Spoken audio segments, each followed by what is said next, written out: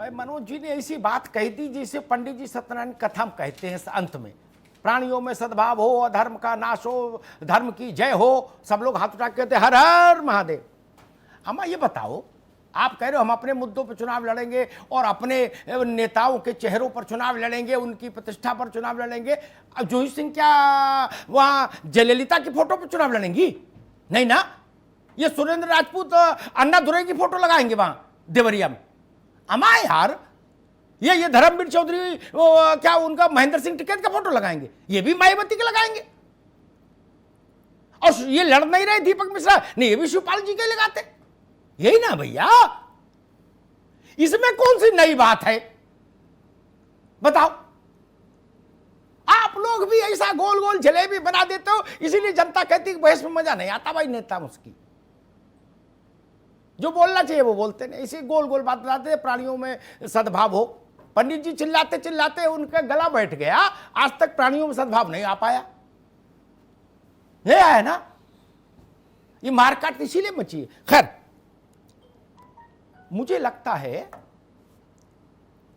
BJP की समीक्षा 10 तारीख को इस बात पर होगी, बीजेपी इसको माने नहीं माने उसकी मर्जी। लोकतंत्र में ये आजादी तो सबको है, मानो या ना मानो, कि बीजेपी की ग्रिप उतनी ही मजबूत है या ढीली पड़ी 3.5 वर्ष पौने 4 साल के शासन के बाद। इस कसौटी पर तो मूल्यांकन होगा ही, चाहे मनोज मिश्रा कुछ कहें।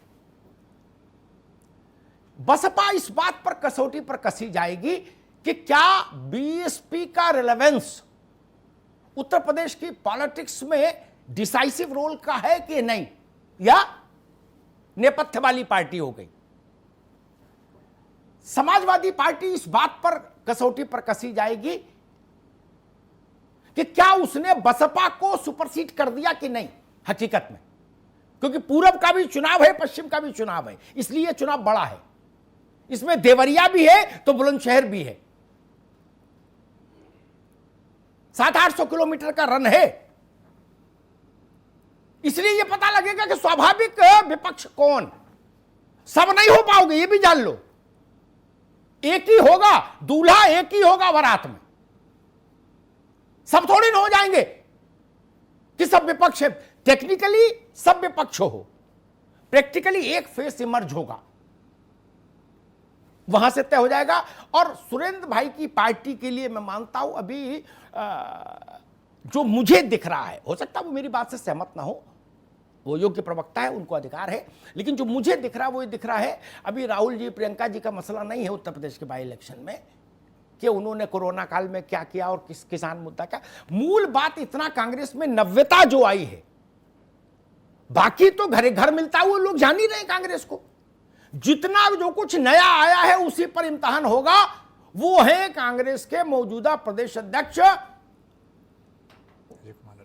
अजय कुमार लल्लू की सक्रियता, उनकी अनंत जेल यात्राएं, सड़क पर धरना, जेल में धरना, वो जो है उन्होंने कांग्रेस का मेरे ख्याल से दशकों, 1.5 दशक 2 दशक बाद वैसा स्वरूप जो विकसित किया है, क्या वह स्वरूप कांग्रेस के वर्कर को खड़ा कर पा रहा है? क्या जनता उससे प्रभावित है या नहीं? तो ये बेसिकली जितना मैं समझ रहा हूं, हो सकता मैं गलत हूं, जब अटल बिहारी वाजपेयी नहीं जान पाए कि वो चुनाव हारने वाले हैं, इंदिरा जी नहीं जान पाए, तो मैं कौन हूं? इसलिए मैं कहता हूं कांग्रेस के लिए टोटल रिलेवेंस इतना है इस बाई इलेक्शन में, बाकी कुछ ज्यादा नहीं मिलने वाला। लल्लू जी चल गए कि नहीं चले, राजनीति के बाजार में लल्लू जी की हुंडी भुनी कि नहीं भुनी, इतना मैंडेट मुझे लगता है इस बाय इलेक्शन में जरूर आ जाएगा। इससे किसी की सेहत पर फर्क नहीं पड़ेगा, सरकार भी कार्यकाल पूरा करेगी, कोई संकट नहीं, लेकिन ये लक्ष्य जरूर सामने आ जाएंगे ताकि एक पिक्चर 22 की क्लियर हो जाए। नंबर 1 कौन है, नंबर 2 कौन है, और नंबर 1 और 2 वाले में दूरी घटी कि नहीं घटी, और नंबर 3 वाला कितने पीछे चला गया, और चौथे वाले ने थोड़ी जुम्बिश की तो कितनी की। इसके इर्द गिर्द मुझे लगता है 10 तारीख को हम आप डिबेट कर रहे होंगे। धन्यवाद।